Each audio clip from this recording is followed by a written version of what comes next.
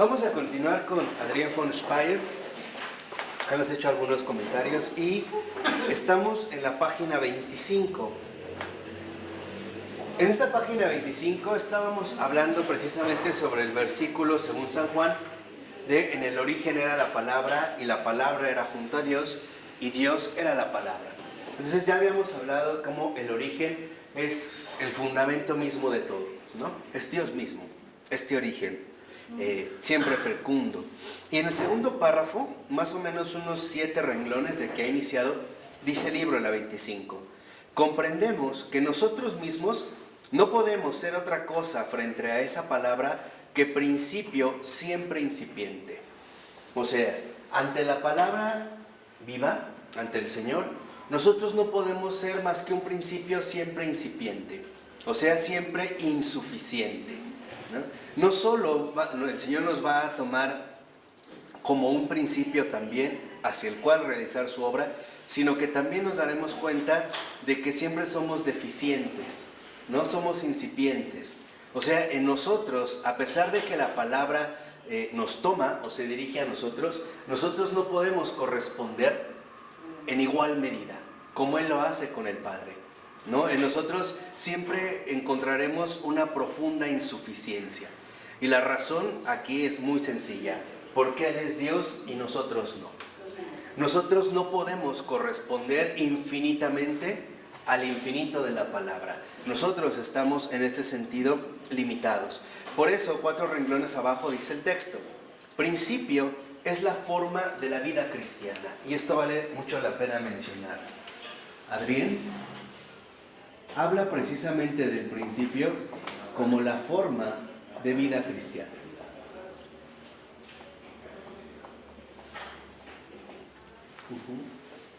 Y aquí habría que quedarse muy seriamente precisamente con la palabra principio, porque a veces nosotros quizá tendemos a dirigirnos, al hablar de la vida cristiana, tenderíamos como muy fácilmente a dirigirnos hacia los resultados obtenidos, ¿no? Como que suponemos, en pocas palabras, que la vida cristiana únicamente está dirigida por los logros alcanzados, o también, como a veces lo decimos, por los frutos obtenidos. Y claro, esto es importante en el hecho de cómo voy mejorando o en qué he avanzado, en qué aspectos probablemente he crecido o he madurado. O sea, tal parece que nosotros a veces evaluamos la vida cristiana en base a los resultados. Antes era muy enojón, ahora ya no soy tan enojón. Antes era muy lujurioso, ahora en realidad ya no me domina tanto la lujuria. O antes era un mentiroso, ahora ya no miento. Pero aquí, en este primer paso, Adrián va más a fondo y nos habla de que la forma de vida cristiana es el principio. ¿Por qué? Porque es lo que dice a continuación. Dice: ser cristiano es una promesa eterna, que como tal jamás es cumplida. Es un tender, buscar, urgir, luchar, golpear y anhelar, algo que continuamente se abre sin estar jamás abierto, algo que se está abriendo eternamente. Entonces, ¿por qué el principio es la forma de vida cristiana? Porque es apertura eterna. ¿Qué significa que precisamente la forma de vida cristiana esté dada en el principio? En el que nosotros estemos siempre dejándonos fecundar por esta palabra inagotable. Estar dejando literalmente que el Señor realice su obra, no, sin necesidad de ponerle obstáculos o limitaciones. ¿Por qué? Porque en realidad la verdadera limitación no es la que ponemos, sino el hecho de lo que somos, seres finitos. Ya nosotros para esta palabra somos justamente una determinada limitación. Por eso es que en la vida cristiana estamos llamados a ser siempre una apertura eterna, una fecundidad renovada. También, si lo quieren ver así.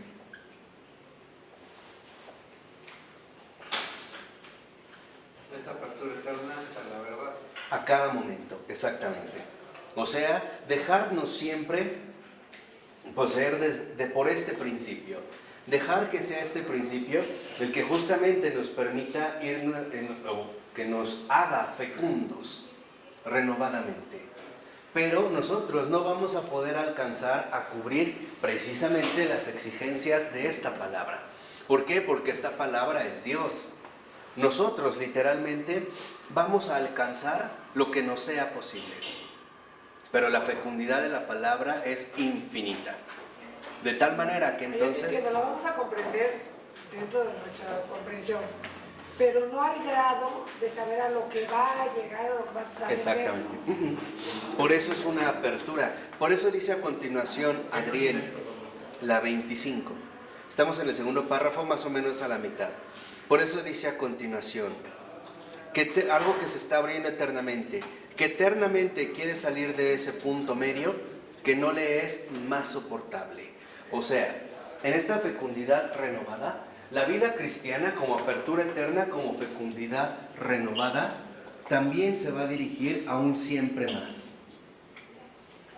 A un siempre más que solo la palabra le puede conducir. A un siempre más que incluso solo esta palabra le puede renovar. Esto en la vida cristiana es muy importante. ¿Por qué? Porque a veces también tendríamos nosotros la inclinación humana de suponer que el Señor ya ha realizado su obra, o bien que ya ha avanzado bastante su obra en mi vida, al menos en mi vida, en mi forma de vida cristiana.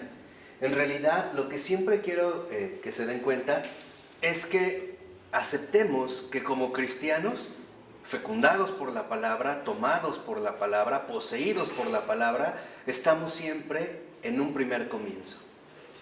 En un comienzo. ¿Por qué? Porque las posibilidades que la palabra puede aportar son inagotables. O sea, ser siempre un comienzo. No algo avanzado, sino ser un comienzo. Como la admiración del niño, ¿no? Que el niño se admira de todo. Está siempre abierto a la sorpresa. En ningún momento se ve como limitado por algo, sino que siempre más sea un comienzo continuo. Un comienzo continuo. Dejar que la palabra vaya realizando su obra cada vez más. No vernos a nosotros como algo ya acabado o algo ya terminado, sino siempre más bien como algo en comienzo. Algo en comienzo.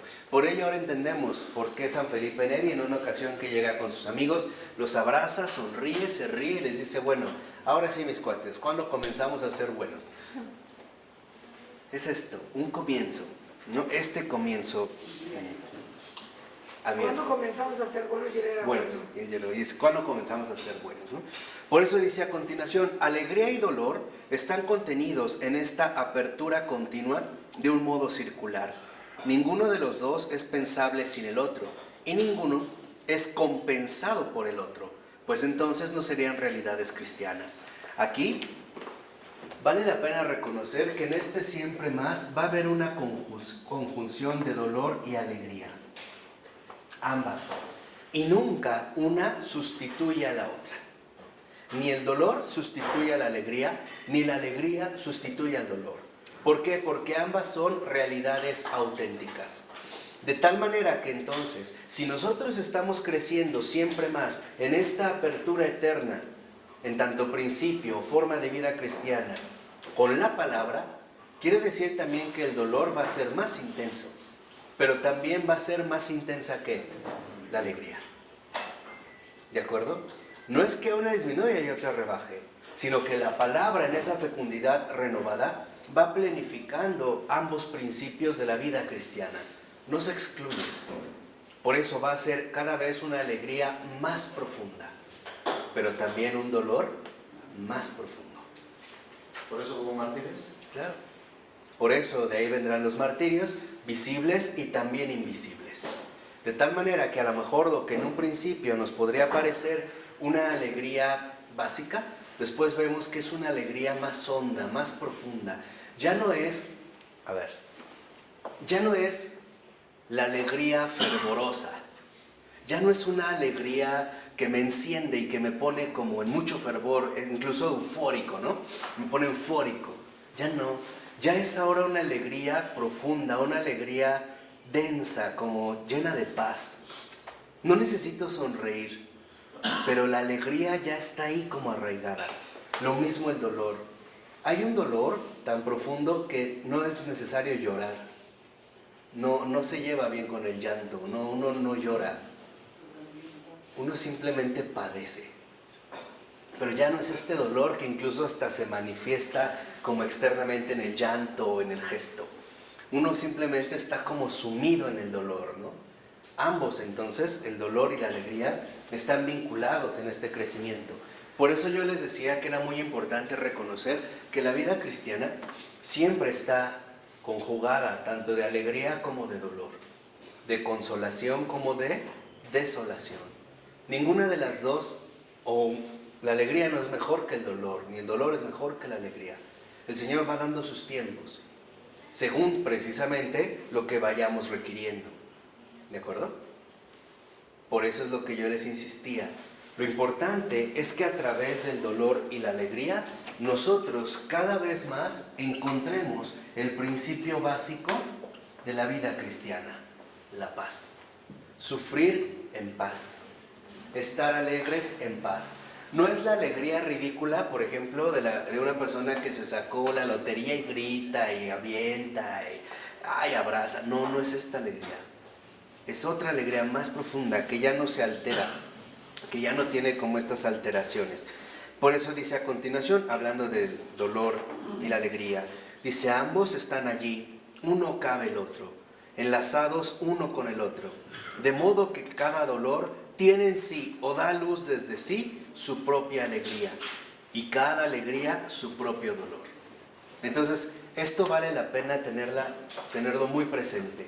Cada vez que nosotros atravesemos un dolor, este dolor ya echó la raíz de su propia alegría. Por ejemplo, el salir de este dolor. Pero también cada alegría echará la raíz de su propio dolor. ¿Cuál? Dejar de estar en esta alegría. Por eso es lo que yo les decía, no se espanten si están tristes o alegres. No se detengan en eso. Eso no es lo principal, sino más bien ir profundizando cada vez más en ambos aspectos. Dejar que la palabra, ¿no?, se vaya confundiendo hasta alcanzar incluso ya lo que decía Santa Teresa de Jesús, ese dulce padecer, donde lo amargo se vuelve dulce y lo dulce también se vuelve amargo. Un ejemplo: cuando uno ha tenido una conversión profundamente cristiana y sentía alegría, lo dulce, en algo en particular, por ejemplo, en el andar con muchas mujeres, a partir de su conversión, eso que le resultaba dulce, ahora ya le resulta amargo. Ya no puede. Ya de hecho, ya no puede. Cuando ha iniciado en la vida cristiana, ya le resulta amargo, ya le resulta sin sabor. Es más, le resulta pesado, le resulta árido y a veces hasta molesto, Ya no. O sea, lo que en un principio era su alegría, ahora se ha convertido en un profundo ¿qué? Dolor. Y al revés. Lo que en un principio le era doloroso, por ejemplo, rezar un rosario, se le hacía pesar. Ahora eso es justo lo que de donde emana una enorme ¿qué? Alegría. Quiere decir que entonces las cosas han cambiado, que nosotros también de hecho estamos cambiando.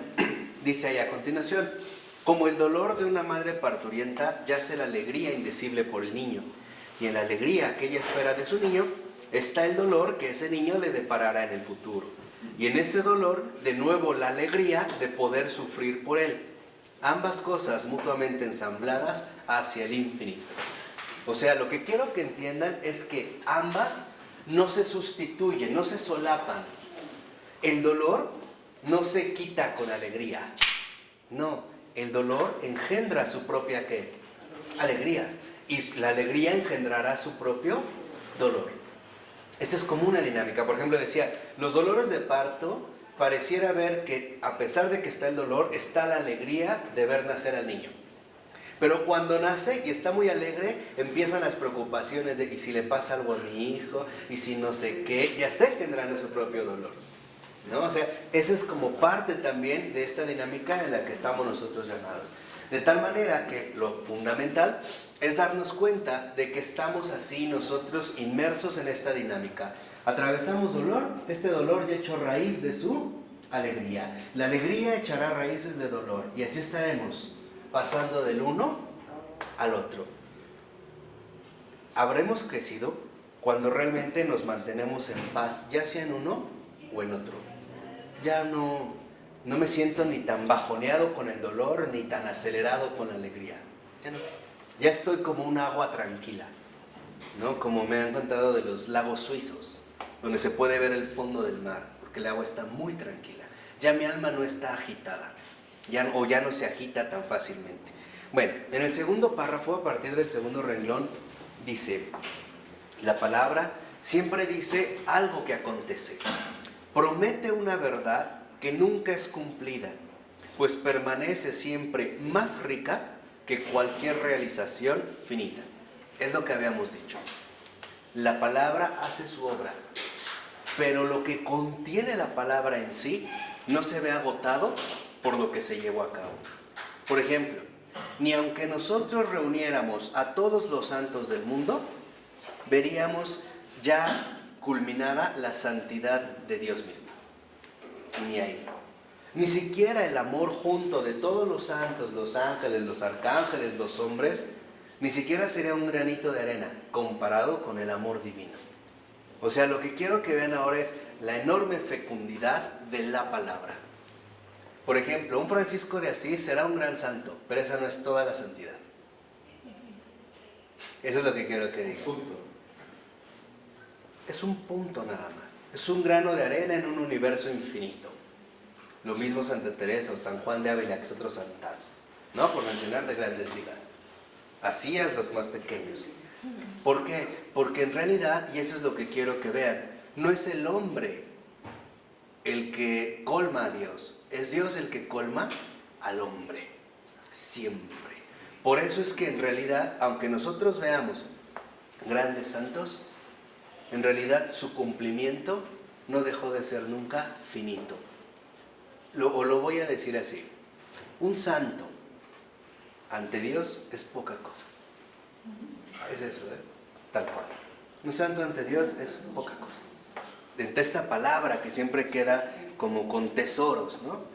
Que no podemos ni siquiera aprovechar. Por eso dice a continuación, es una promesa que nunca es sostenida hasta el fin, pues habla y promete posibilidades siempre nuevas más allá de toda realidad. Esto es lo fundamental, que en este siempre más nosotros nos demos cuenta de que hay posibilidades más allá de toda realidad.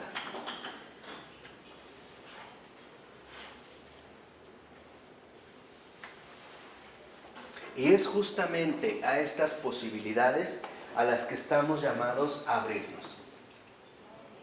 Por eso cada santo se abrió a una posibilidad nueva, a un plan nuevo, que por mucho que el santo pudiera contener, no agota. O por poner un ejemplo, un santo o alguien que se ha tomado en serio la palabra, no es más que un caballito tequilero en medio del océano.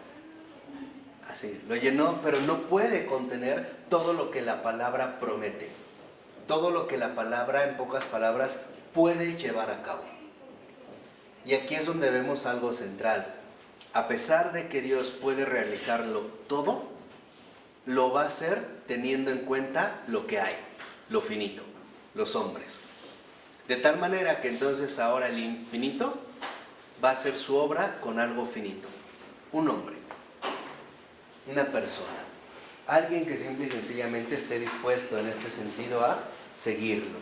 Por eso al final de la 26, en los últimos 2 renglones dice, en ese sentido, toda revelación de la palabra representa para la criatura una sobreexigencia.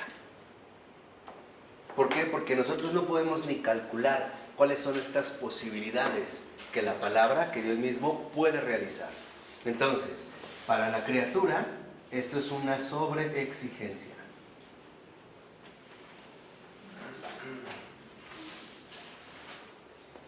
No es algo que nosotros podemos prever, controlar, determinar. La palabra, literalmente, en cuanto tal, nos abre posibilidades infinitas y probablemente también infinitamente insospechadas. En este sentido, para nosotros es una sobreexigencia. pero no es cualquier sobreexigencia, es la sobreexigencia de lo infinito. Que nosotros simple y sencillamente no podemos contener. La razón es muy sencilla, porque somos finitos, ¿no? No la podemos nosotros realizar. Por eso dice, fíjense, primero, la palabra que Dios nos dirige parece tan inofensiva como una palabra humana. En los evangelios, en efecto, pareciera que Dios habla como de manera muy inofensiva, ¿no? Como que eso que nos dijo no conllevara una sobreexigencia infinita. Como que lo vemos incluso como un discurso más, como una palabra más. Ámense los unos a los otros, por ejemplo, ¿no? Como yo los he amado. Por poner un caso, ámense los unos a los otros como yo los he amado. Sí, lo escuchamos y como que decimos, bueno, no pasa nada. Pero dice Adrián, pero de pronto en ella se enciende el fuego que todo lo abarca en su crecimiento insaciable, que todo lo exige, que tiende a consumirlo todo. Cuando ya nos tomamos en serio ese ámense los unos a los otros, como yo los he amado, lo primero que nos planteamos es, qué difícil. Por no decir, qué imposible para nosotros. Lo que Dios nos dijo como sin peso, cuando realmente se asume con seriedad, vemos que tiene una carga inmensa, una sobreexigencia inmensa. Y entonces ya no es tan sencillo, ¿no? Ya no es tan fácil. Por eso ustedes quizá lo veían. Cuando Jesús hablaba de la crucifixión o de lo que tenía que sufrir, pues muchos decidían más bien darle la espalda, ¿no? O no seguirlo. Pero mientras hubiera peces y panes, pues entonces sí, ahí está la gente, ¿no? Pero cuando vemos esta carga, es más, pongamos algo más sencillo. Padre. Jesús dice Padre, y lo dice como inofensivamente, pero tómate en serio esta palabra pronunciada por la palabra Padre. ¿Qué implica decir Padre? Que te estás reconociendo como hijo, y no hijo de cualquier padre, como hijo ¿qué? De Dios. ¿Y cómo viven los hijos de Dios? ¿Qué características tienen? ¿Quiénes son? ¿Qué implica decir Padre? Aquí empezamos a ver el fuego de la palabra. Toda la carga inmensa que tiene, por decirlo así, todo el background, todo el trasfondo divino que conlleva. Es esto. En esta sobreexigencia del infinito tenemos nosotros un trasfondo. Y es un trasfondo inabarcable. Es que nada es fortuito, ¿no? No. Ahora imagínate decir Padre nuestro. ¿Qué quiere decir? Que reconoces a los demás como hermanos. Al que violó a tu hija.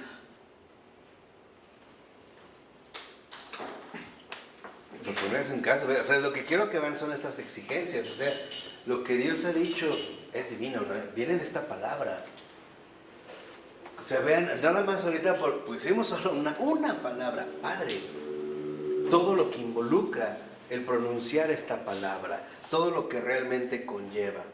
Por eso fíjense, a continuación dice, al principio, la palabra de Dios parece ser una palabra que puede ser respondida. Parece existir una proporción, una relación entre palabra y respuesta. O sea, como si lo que Dios ha dicho, yo pudiera responder en igualdad, ¿no? Como si lo que Él me ha dado, yo pudiera corresponder de igual manera. Y dice Adrián, pero cuanto más manifiesto se hace que la palabra divina es eternamente en el origen, tanto más claro deviene que el inicio humano es un eterno no iniciar, un quedarse siempre atrás. Siempre nos quedamos atrás de la palabra, siempre. Y aquí es cuando vemos, en estas posibilidades, en este siempre más, en la vida cristiana, también es un quedarse siempre atrás. Pero nos quedamos atrás por nuestra incapacidad, ¿no? Pero ante todo, más que por nuestra incapacidad, Por nuestra humildad. no, porque la palabra es divina. No podemos nosotros como que No alcanzamos. alcanzar a responder de manera adecuada. Por ejemplo, exactamente. Por ejemplo, pongámoslo muy sencillo. Cuando ustedes tienen una duda, una pregunta y la hacen y le responden, se sienten satisfechos, ¿no? Por ejemplo, ¿dónde queda tal tienda? Allá, gracias. ¿Ya? Tu palabra emitida ya fue respondida. O por decirlo así, ya se satisfizo tu curiosidad o tu necesidad. Pero ¿qué pasa cuando Dios habla? ¿Quién le podría responder en esa plenitud? Porque nunca sabes a dónde te está llevando. Ni quién, o sea, ¿quién es el que está pronunciando esta palabra? Infinito. No podemos, por eso es lo que insiste Adrián, para nosotros en esta forma de vida cristiana es un quedarse siempre atrás, es un no iniciar, o sea, lo que aquí creo que nos está quedando claro es que somos criaturas y que literalmente ante Dios, en esta esencia, somos casi nada, como también diría Adrián. En este quedarse siempre atrás también nos lleva a un no iniciar. O vamos a ponerlo así, no podemos ir al tú por tú con Él. No es posible iniciar conjuntamente. Siempre vamos detrás de Él, siempre atrás de Él. Por eso vale la pena comentarlo. Hay gente que cuando está expuesto al Santísimo hasta camina para atrás así como de puntitas, ¿no? Pero ya se sale y se voltea, ¿no? ¿Por qué? Porque a Jesús no se le da la espalda. Él siempre está adelante. Eso sería suponer que ahora yo lo puedo dejar que atrás. No, Él es el Señor. Ahí está en una presencia muy concreta. Pero aunque yo me voltee, no le doy la espalda a Él. Porque me sostiene. Él está delante de mí. De tal forma que, Todos. de tal manera que entonces nos demos cuenta que ante esta palabra a nosotros nos desborda. Por eso fíjense, si lo ven más o menos unos 4 renglones abajo, o 5, dice, en Dios, al aprender su lenguaje y su arte, desaparece la visión de conjunto de un modo creciente. Él nos quita todo apoyo, y lo que queda es la visión siempre más profunda de nuestro fracaso y el crecimiento constante del deseo. O sea, Es lo más bonito. cuando ya nosotros decidimos seguir a la palabra, Él nos va a quitar precisamente todo apoyo. De tal manera que lo único de lo que tengamos certeza es de nuestro fracaso. ¿Para qué? Para trabajar en la humildad. Y esa es la verdad. Para darnos cuenta en realidad que no hemos hecho absolutamente nada. Que es Él el que lo ha hecho todo. Ahora entienden por qué es el no iniciar. Yo pensé que había iniciado, pero en realidad me doy cuenta de que ahora este no iniciar me lleva a reconocer mi propio fracaso. Sé que ahorita les suena como un poco duro, pero es por nuestra intoxicación moderna de la egolatría, ¿no? De que hemos absolutizado al yo y suponemos que sí somos importantes y además muy importantes por no llegar a decir que incluso somos los únicos. No. En realidad es reconocer desde lo profundo que ante la sobreexigencia del infinito que conllevaba la palabra, simple y sencillamente fracasé. Por ejemplo, pronuncié la palabra Padre, recité el Padre Nuestro, me esforcé por vivir como hijo de Dios. Pero finalmente, ¿qué pasó? Fracasé. Finalmente me di cuenta de que en realidad no pude responderle totalmente a la que a la palabra. Es esto. En el fracaso es no poder responder plenamente a la palabra. Esta es una belleza, ¿no? Sí, claro. Sí, pero también es fuerte. Es haber reconocido precisamente que no logré responder plenamente a la palabra. Y esto también nos ayuda mucho a adecuarnos donde estamos. No perder de vista jamás que somos criaturas. No somos dioses. El único Dios y Señor es Él. Yo no. Henri de Lubac decía que nuestra única misión teológica es muy sencilla. Mostrar que no somos Dios. Así definía él. Decía, nuestra única misión teológica es muy sencilla. Mostrar que no somos Dios. Solo Él. Y esto es literalmente algo muy, muy, muy profundo. Por ejemplo, Santa Gertrudis de Jephthah, que la veremos si Dios nos deja la siguiente clase, A Jesús decía que ella le agradaba porque ella se había encontrado en todos sus caminos culpable. Fíjense, o sea, se había reconocido en todos sus caminos culpable. O sea, ¿qué quiere decir? Que Santa Gertrudis sí había tenido literalmente esa experiencia profunda de la palabra y haberse dado cuenta de este fracaso. Yo creo que ante esta verdad, creo que cualquiera de nosotros podría decir que poco he amado. O tal vez ni siquiera amé. Ni siquiera lo intenté, ni siquiera pude comenzar. Por ello ahí mismo, en un rengloncito abajo, dice: toda perfección humana se desarrolla según un programa. Quien desea estudiar un idioma extranjero procede de acuerdo con un cierto método. Nos imaginamos que también podemos ponernos delante de la palabra de Dios con un programa semejante, para llegar a ser perfectos en comparación con Él. Por eso yo una vez ya les había dicho, no se pueden hacer como recetas programáticas para alcanzar la perfección. Me paro a las 4, rezo esto, como 2 papas, hago tal, esto. No. ¿Por qué? Porque eso finalmente está saliendo de mí. Yo lo hice. Por eso les decía, creo que a veces es muchísimo más esencial, más que pedir a Dios, recibir lo que Él da. Esa es otra cosa. Tú puedes pedir y recibir. Y en efecto es bueno pedir. El Señor dijo, pidan y se les dará. Pero ¿quién quiere recibir? Lo que Él da. Esa es otra cosa, ¿no? Como que ahí ya no nos... da susto. Exacto, ahí ya no nos agrada tanto. Por eso dice a continuación, pero precisamente cuando desarrollamos frente a Él un programa humano de máxima, será un programa divino de mínima. O sea,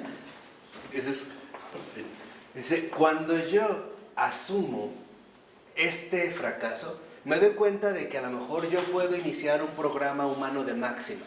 Voy a hacer todo lo que pueda, le voy a echar ganas, me voy a esforzar.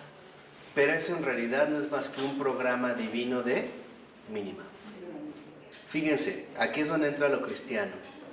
Lo máximo a lo que podemos aspirar en nuestra vida cristiana es a un fracaso ante la palabra. Y de hecho, esto tiene más sentido. Cuando yo reconozca que fracasé, es porque entonces podré decir, solo Él triunfó. ¿Lo entienden? O sea, no entendí nada. Yo reconozca que no entiendo nada de la palabra. Que no pude hacer nada, que no pude estar a la altura. Que no eres suficiente ante. Que en realidad no fui suficiente, no hice lo que debía, no hice lo que realizaba. Cuando yo asuma este profundo fracaso, que es verdad, entonces podré reconocer que Él triunfó. Porque Él lleva a cabo la obra. Imposible para Él. Imposible para Él. Porque siempre mi misión es imposible para mí. Claro. De hecho, la misión de cada uno solo es posible para Dios. Nada más. Solo para Él es posible, ¿eh? Por eso Él la propone, por eso Él la ejecuta, por eso Él la lleva a cabo. No, solo es posible Para Dios, solo Él la podría llevar a cabo. No, sería inaguantable. Solo por eso la palabra, en este caso Jesús, la puede realizar, la puede precisamente llevar a cabo. De tal manera que entonces mi no iniciar mi fracaso es reconocer que Él triunfó. Cuando yo quiera triunfar, entonces literalmente sé que ahí sí mi derrota es definitiva. Que es también lo que nos ha enseñado mucho Florensky, ¿no? El modo Él. Si yo fracasé, estaré de algo seguro. Él triunfó. De tal manera que si no se hizo mi voluntad, se hizo la de Él. Pero si digo se hizo mi voluntad, cuidado. Algo ahí pasó. Algo ahí generalmente ocurre. ¿Sale? Entonces les decía, este fracaso no lo vean como el fracaso hoy que se opone al éxito mundano, de no eres nada, no hiciste nada. No, es literalmente el fracaso real de lo que somos para el triunfo de Él. ¿Se acuerdan también cuando habíamos dicho que es una lucha a muerte? O Él o yo. Ya lo vimos también, es la muerte, no hay como negociación. A ver, compramos literas, tú arriba y yo abajo, ¿no? O a ver, tú lunes, martes y miércoles y yo jueves, viernes y sábado. No. Es, acuérdense, o todo o nada. Por eso dice a continuación, un programa que no ha comprendido siquiera la primera palabra del lenguaje de Dios. ¿Qué quiere decir?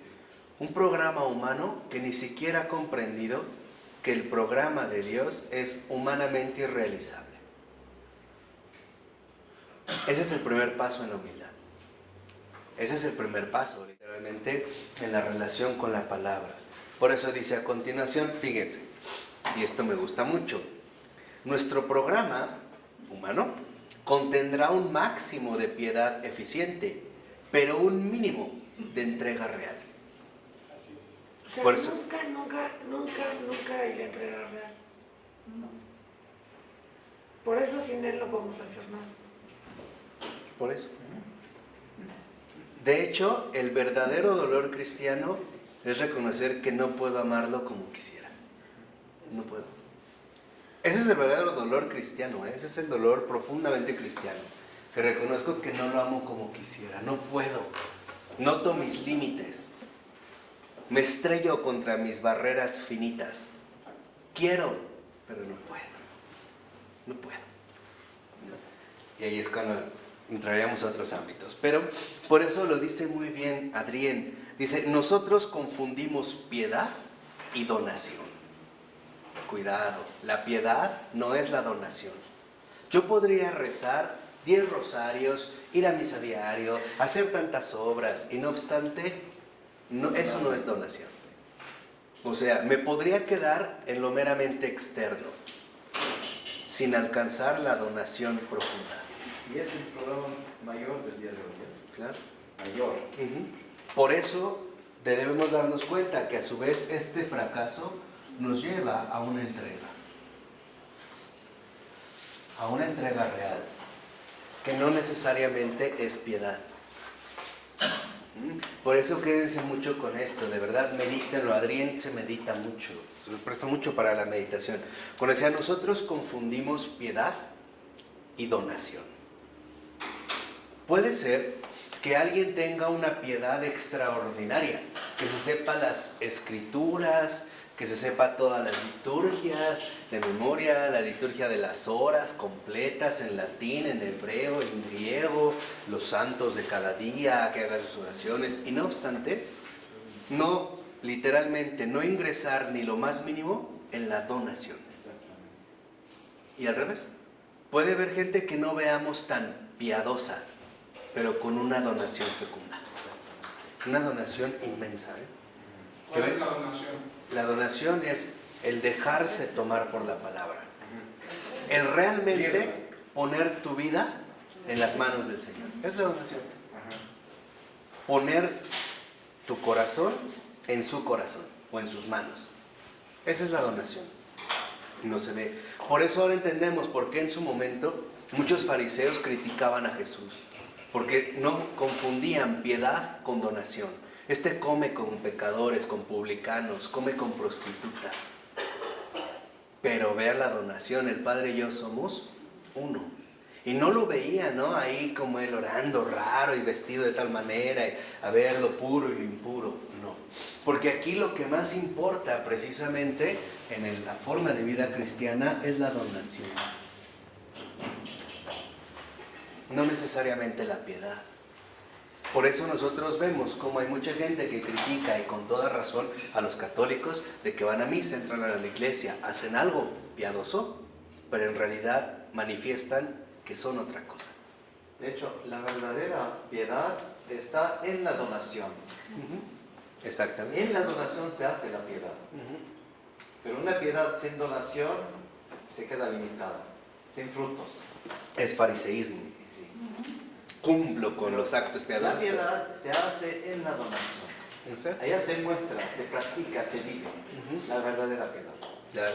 Y es esto lo que literalmente a nosotros nos va a ir ingresando, ¿no? En la profundidad inagotable de la palabra. ¿Cómo podemos responder a la palabra según nuestras máximas posibilidades? Donándonos. Voy a ponerlo con este ejemplo a lo mejor.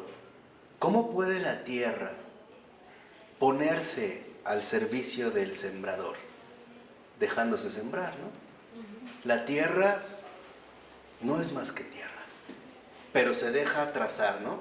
Se deja surcar, se deja preparar, se deja fecundar. Incluso también cuando llega el momento se deja quemar. ¿Sí sabían? La queman para que esta ceniza también vuelva a producir una mayor ¿qué? Fecundidad. Por eso es lo que yo una vez les decía, la donación, por poner otra imagen, me parece que consiste mucho en presentarse ante el Señor como un polvo, dispuesto a dejarse pisar por Él, pero sabiendo que cada vez que Él lo pisa, deja una huella. Y esa huella nadie la borra, nadie la quita.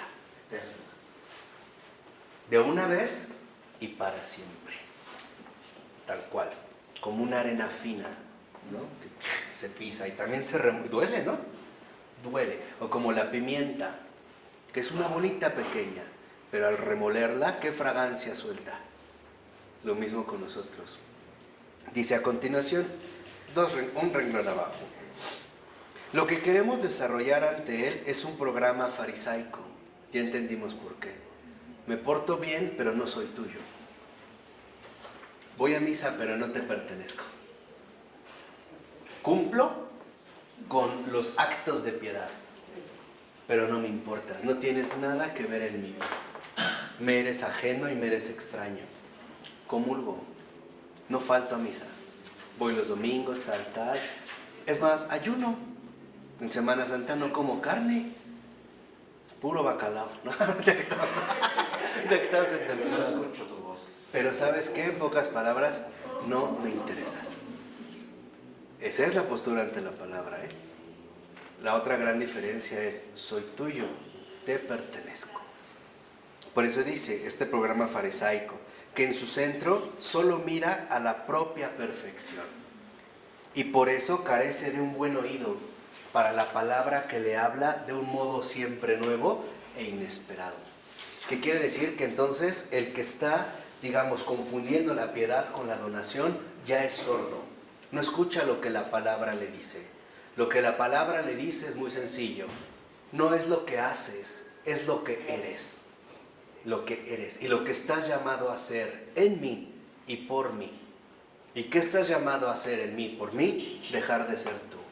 Fracasar con tu proyecto propio. Fracasar con tu encierro aislado. Fracasar con tus proyectos. ¿Por qué? Porque mis proyectos son todavía más grandes. Seamos honestos, ¿no es esta la vida cristiana? ¿No lo que el Señor siempre nos pide es justo lo que no teníamos previsto? Y a veces también lo que jamás hubiéramos pensado, es más, ni aceptado. Ya, pues, Lo que ni se nos hubiera ocurrido. ¿no? Y que de verdad, si en algún momento te lo hubieras planteado, hubieras dicho, yo de verdad hubiera estado ni loco, lo hubiera aceptado. No, sí, claro. A lo mejor si me hubieran dado opción, me rajo, ¿no? Pero no hubo opción, ¿no? Cuando vi, ya estaba dentro. Y esto es bien importante, ¿por qué?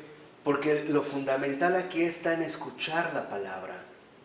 Y fíjense, con lo anterior que vimos, ¿cómo se escucha la palabra? Con la conciencia, no con la autoconciencia. Es con la conciencia. Esto, por ejemplo, Teresa de Calcuta lo veía muy bien, ¿no? Cuando decía, cuando sufrimos, es porque Jesús se acercó tanto a nosotros que nos dio un beso.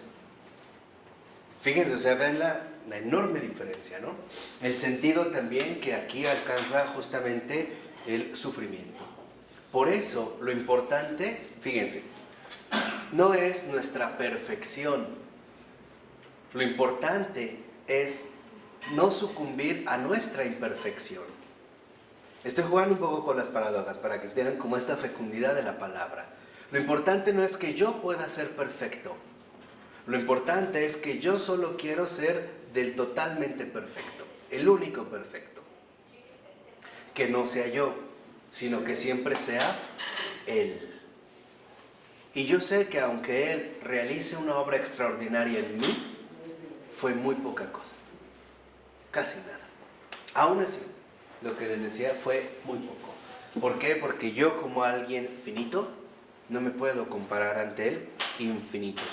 Por eso dice a continuación, En la renovada ruptura del centro humano hacia el origen siempre nuevo, en el que resuena la palabra, radica todo caminar humano. Salir de sí. ¿No es lo que nos ha enseñado Florensky?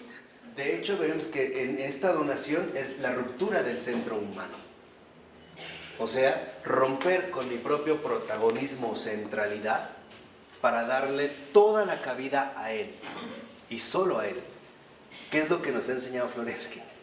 Pasar del yo al modo Él a través del tú. Es más, los que realmente sufren ni siquiera son conscientes de la situación en la que se encuentran. Como que las miserias se neutralizan, ya no hay que algo mínimo les pese mucho. Por ejemplo, como una jovencita que a lo mejor romperse una uña es un drama, ¿no? Sí, es un drama. No, ya no, como que se neutraliza. Y aquí el problema, y te entiendo, es cuando pensamos que Dios, claro, es lo máximo, pero como que no tiene nada que ver conmigo y mi vida, ¿no? Como que mi vida transcurre, por supuesto, en una dinámica ordinaria del trabajo, las compras, la alimentación, y como que Dios está en otra parte o en otro lado. Y tienes razón, como percepción, claro que pareciera que es así. Exacto, es como percepción. Sí, te entiendo y claro. Nada más. Sí, nada más para acabar. Y claro, aquí lo importante es darnos cuenta de que estas dos situaciones, Dios y mi vida, no están separadas, sino reconocer que en realidad nunca lo han estado y que quizá no he respondido a lo que se me ha pedido. Y esto es fundamental, porque por ejemplo, yo es lo que les nunca he insisto. estado, no están separadas, pero tampoco están juntas. No, Dios no me ha abandonado, Ah, no, Él no. pero yo no he respondido Claro. a lo que Él me pide. He hecho oídos sordos. En mi vida he tratado más bien hacer como si no existiera, como si no lo oyera, como si no me importara o simple y sencillamente no me importa. Como dos, digamos, percepciones muy distintas. Pero esto ocurre cuando generalmente, en lugar de romper el centro humano, lo fortalecemos hasta volverlo prácticamente un búnker. Y entonces lo único que queda es el yo. ¿Qué se hace con la palabra? Rompo el yo a favor de Él. Por eso le pongo como una palomita, ¿no? Y entonces, en efecto, ahora, ¿de qué me voy a dar cuenta? De que una, estaba desperdiciando el tiempo. Dos, que mi vida, aún así, a pesar de todo, puede adquirir un sentido que aunque yo no me diera cuenta, el Señor iba realizando a través de su obra. Y tres, que nunca he estado solo. Dice, hacia el origen, el hombre solo puede ser conducido, si es que él mismo es en el origen. En la superación de la propia comprensión, ya es el único acceso hacia el amor.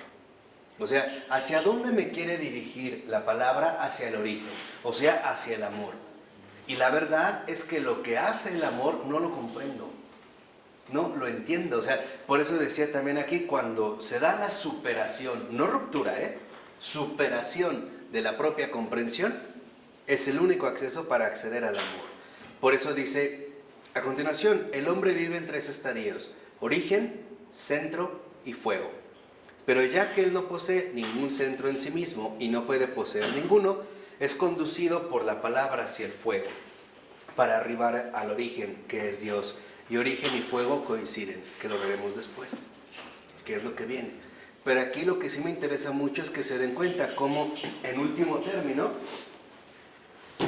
para que nosotros podamos realmente asumir la forma de vida cristiana que es el principio, lo único que podemos es donarse.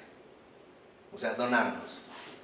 No podemos dar, sino recibir. Y una vez que he recibido, lo vuelvo a dar. ¿Para qué? Para algo mayor. No quedarse nada. Nada. Ni siquiera, y esto vale la pena también, una vez se los dije, esta es la auténtica pobreza franciscana, ni siquiera quedarte tan apegado a tus pecados, debilidades y fallas, porque esa es presunción. Y en el fondo está la cola de la soberbia por ahí. Soy gran pecador, no suelto cómo he fallado, cómo lo he hecho.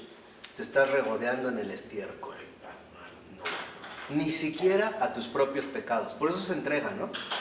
Y una vez que lo entregaste en el confesionario, no los andas presumiendo ni platicando.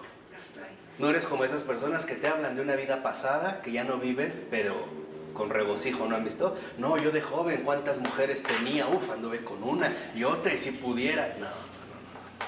No pelos. Y menos a uno mismo, ¿de acuerdo? Vamos. Bueno, en nombre del Padre, del Hijo y del Espíritu Santo. Pues muchas gracias.